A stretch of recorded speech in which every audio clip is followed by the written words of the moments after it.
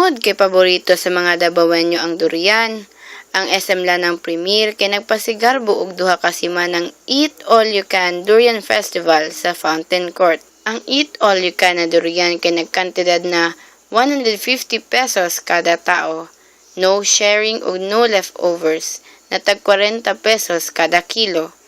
Sulit pod kini tungod sa nagkalamiang klase na durian na naa nila sama sa puyat, arancillo, chani, D24 ug Caubielo. Daghang po siya. Hindi kay karon nga okasyon nga adayawan. So daghang nag-aatog rin nga tao para balik ang durian. Wala ba mo nalugi sa Eat All You Can? Wala man. Okay man siya. Okay. Sa makita na mo ang mga tao nga makatilaw sa among durian nga malipayon sila. Kami usap na malipayon sila makatakan. Daghan gihapon ng mga tao na nagkaon og durian mapakilo man o eat all you can. Kay para sa ilaha, lami jud ang durian ug sulit jud kini para sa ilaha. Ginagawa silang promo diri kay 150 Eat All You Can durian.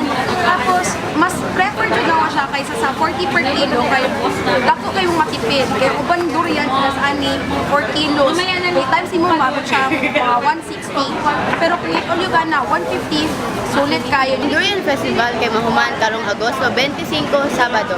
Kani si Jill Bravo, nagabalita.